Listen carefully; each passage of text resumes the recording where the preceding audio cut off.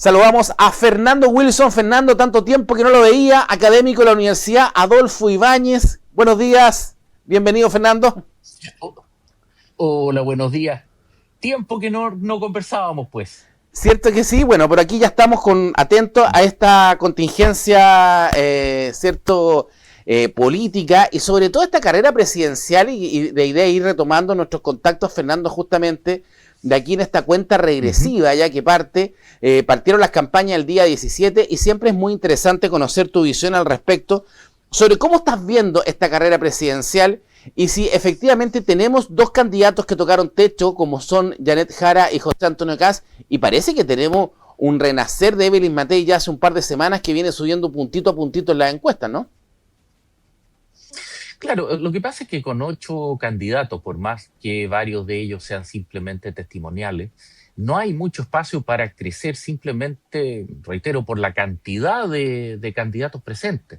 En ese sentido, podemos plantear que se van a mantener los 3 candidatos principales en torno a 25, 26, digamos, por debajo de 30, dando espacio, quedando el restante básicamente repartido en los candidatos testimoniales de cifras de un solo dígito. Ahora, con el crecimiento relativo que ha tenido en algunas encuestas Harold May Nichols, erosiona también a los candidatos de liderazgo y va a ser una disputa bastante desgastadora, digamos, de alguna forma hasta noviembre, cuando la primera vuelta despeje este proceso. Ahora, si uno asumiera lo tradicional, la izquierda claramente está concentrada en la votación o más bien la opción de Janet Jara. La derecha tiene 3 candidaturas, incluso alguien, si es que incorporara a Parisi, yo personalmente tiendo a no hacerlo, pero si alguien agregara a la derecha a Parisi, Eso te iba a tenemos una preguntar yo. disputa ¿Tú más crees bien. que, tú crees que Franco Sí. Parisi es un candidato tan testimonial? A ver, Franco Parisi representa sensibilidades de carácter local. Él claramente se ha vinculado muy fuertemente con una clase media emergente, ubicada particularmente en el norte del país. Y si uno revisa su performance mediática, él tuvo una suerte de despertar mediático de 2, 3 semanas, hace un mes atrás. eh, Claramente se concentró en mensajes a esos grupos. Por lo tanto, uno tendería a especular que Parisi tiene claro que no pasa segunda vuelta, pero lo que está tratando es de ser el ancla de una lista parlamentaria relativamente fuerte y está tratando de capturar votación precisamente en esos sectores para ellos, digamos, más que realmente buscar una victoria presidencial. Ahora Parisi, sobre todo en nuestra... ¿Me baja un punto el micrófono, por favor, que estoy sonando saturado? ¿Ahí sí? Ya. Parisi, justamente en esta campaña, cuando tú hablas de que habla de los candidatos que está aportando a a su lista parlamentaria, en nuestra región de Valparaíso es posible que el PDG saque 2 diputados, uno en cada distrito. ¿Tú ves un escenario posible de esa manera? Es posible, considerando la fluidez de nuestra región y de los 2 distritos parlamentarios que tenemos acá. Sin embargo, está muy lejos de ser una certeza. Como tenemos prácticamente una renovación importante de las candidaturas a diputados y una renovación total de las candidaturas senatoriales, tenemos una posibilidad de combinaciones parlamentarias que realmente la hace prácticamente inmodelable. Y que su valor predictivo de aquí a octubre es prácticamente cero, considerando los avatares de la campaña, los escándalos a los cuales digamos, la vida política chilena nos tiene acostumbrados de los últimos 7, 8 años. Por lo tanto, yo tendería a ser extremadamente prudente. Ahora, que es una posibilidad, claramente.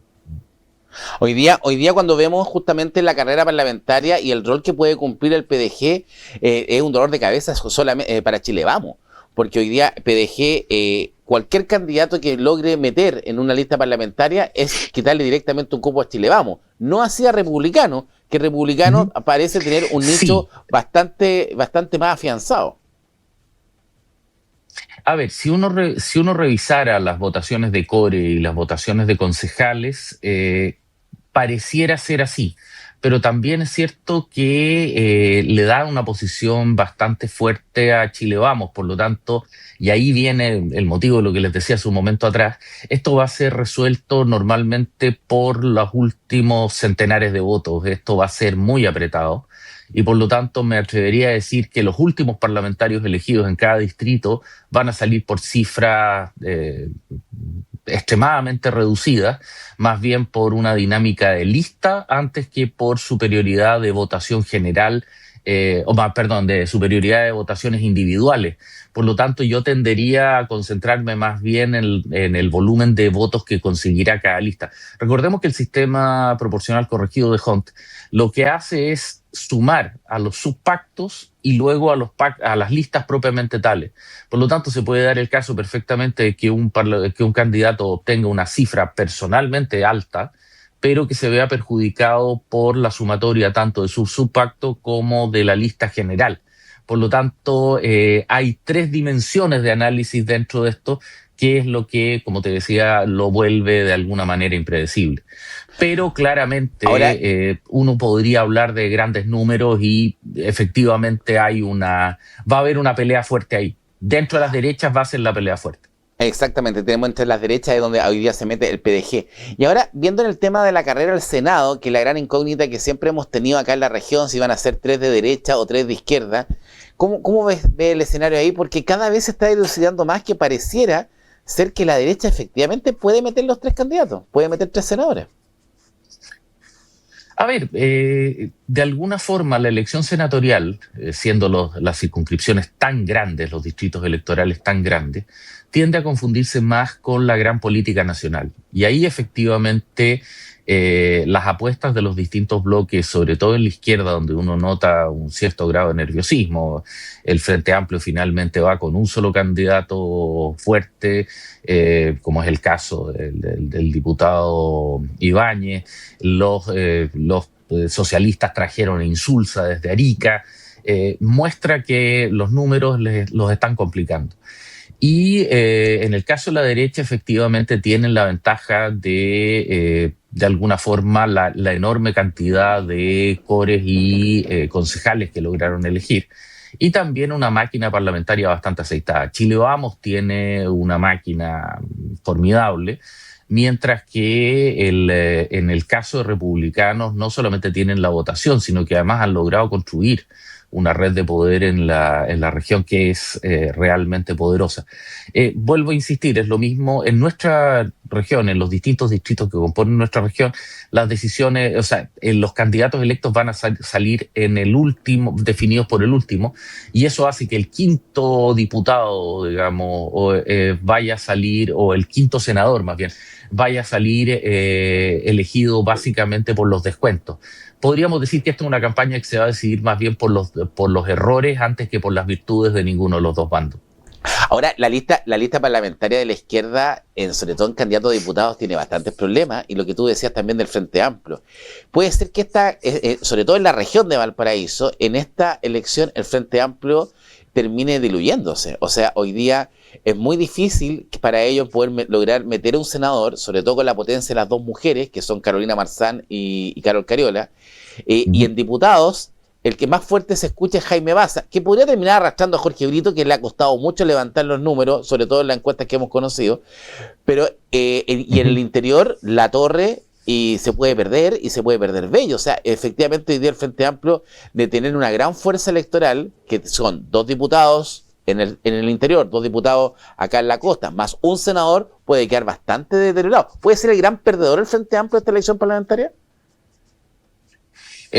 Parece que sí, además que la distribución de las candidaturas no le resultó particularmente favorable, en el sentido de que sus decisiones electorales parecen obedecer más bien a una creencia de que ellos retenían una posición de poder como era propiamente a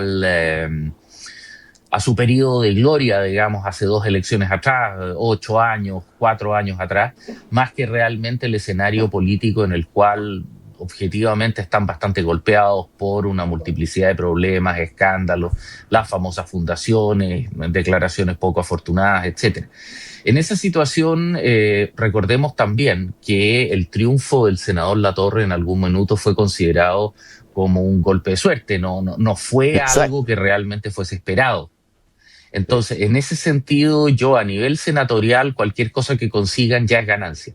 El problema para ellos, como bien dices, es la defensa de su correlación en términos de diputados, donde de alguna manera las tensiones entre la candidatura de Brito, que bueno, finalmente abandona la senatorial para concentrarse todavía en para volver, de alguna manera rompiendo esa promesa de que no iban a ir por una tercera reelección, de alguna forma evidencia los problemas de plantilla y los problemas de lista en una escena compleja. Ahora, tienen un apoyo territorial que es importante, si bien es cierto perdieron algunos municipios, siguen teniendo a Viña y a Valparaíso, podrían hacer, o sea, tienen las herramientas a través de las cuales poder hacer campaña.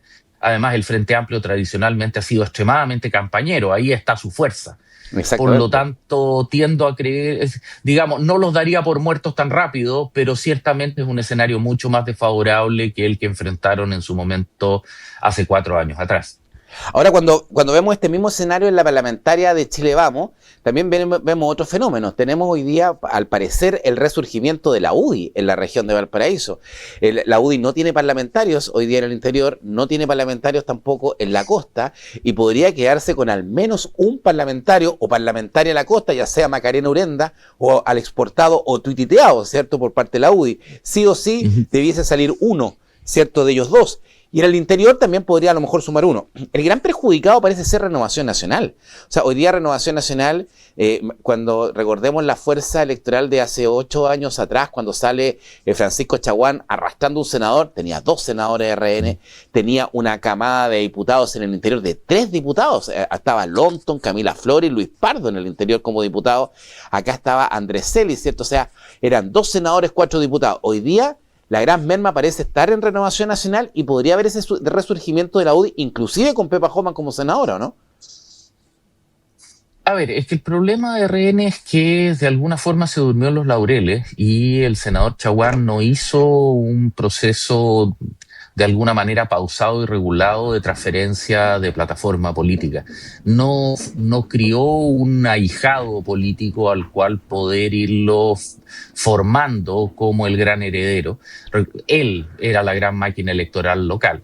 Y finalmente ambiciones de carácter específico. El diputado Andrés Celis siempre ha sido una persona un tanto mercurial, digamos, que de alguna manera tiene reacciones un tanto erráticas, un tanto particulares, genera dinámicas problemáticas y de alguna forma RN regional se dejó estar, quizás el RN nacional también intervino ahí, e impidió que se consolidara una plataforma electoral de renovación, digamos, digamos una nueva camada de candidatos que pudieran heredar o recibir de alguna manera la benedicción de los incumbentes.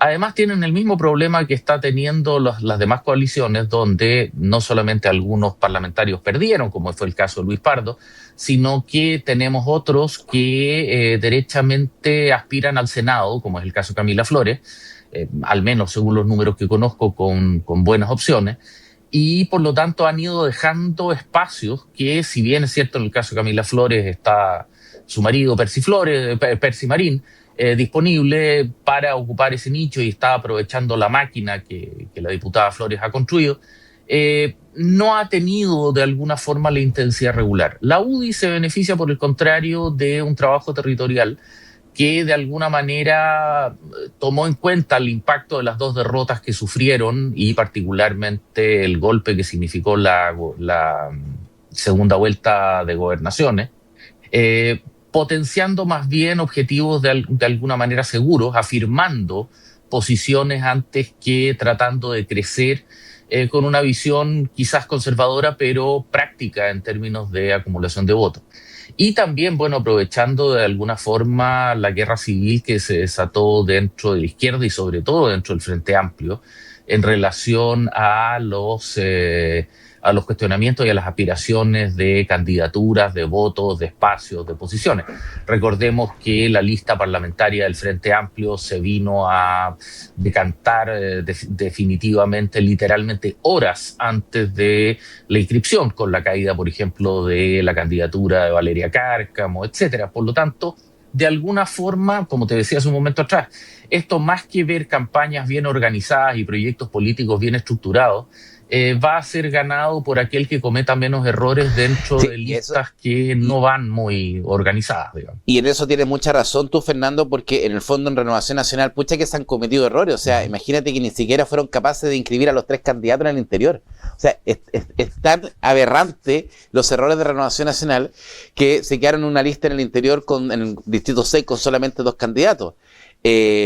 Aquí mismo, por ejemplo, viene Samira Chaguán en Viña del Mar, que le ha ido muy bien, pero Samira Chaguán era legítimamente una candidata del interior. Ella vive en la Cruz, Calera, o tiene toda su vida allá, digamos, y era mucho más fuerte y tenía mayores posibilidades allá que acá. Y tú dices también ese errático andar de Andrés Celis, que inclusive lo vimos como candidato al Senado acompañando a Pepa, después volvió, después renunció.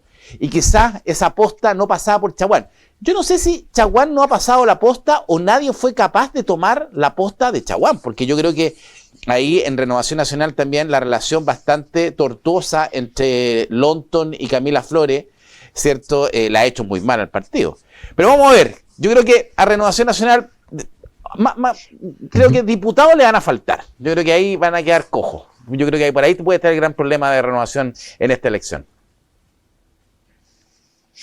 Sí, y ahora, vuelvo a insistirte, teniendo claro que era el segundo periodo de 8 años senatorial, Francisco Chaguán tuvo 8 años para preparar un sucesor. Un delfín.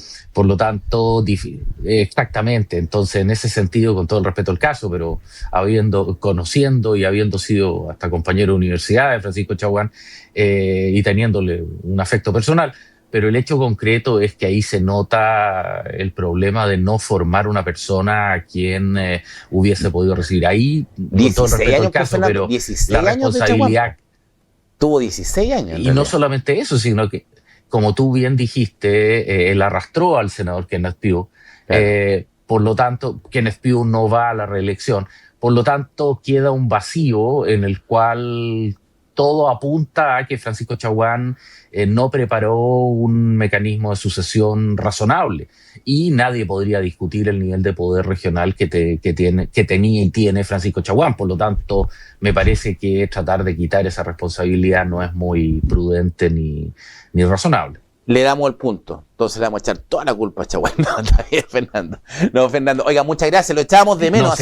No se trata de eso. No. Por favor, ustedes no me llamaban, así que lo echábamos de menos. Ahí vamos a estar para que estemos en esta carrera. Ya viene nuestro programa Cuenta Regresiva en octubre, donde también te esperamos, Fernando, ahí para que estemos conectados. Muchas gracias. Buenos días. Por favor, que estén muy bien. Hasta luego. Fernando Wilson, académico de la Universidad Adolfo Ibáñez. Conoce, Fernando, la región. Conocemos la política regional y interesante saber justamente cómo se viene este panorama. Sobre todo para la izquierda, con el Frente Amplio, irá a ser el gran perdedor. Irá a ser el gran perdedor Renovación Nacional en la parlamentaria. ¿Podrá salir electo Luis Pardo o Percy Marín en el interior? Dicen que está difícil. ¿Podrá aquí Samira Chaguán arrebatarle la diputación a Andrés Celis? ¿Será capaz Andrés Celis de mantener su diputación en Viña del Mar? Andrés ha hecho un buen trabajo. Celis dicen que ha hecho un buen trabajo. Tienen un buen apego poblacionales, pero el análisis de Fernando también no es menor. Eso que le ha costado justamente tomar esa línea. Hacemos un alto comercial.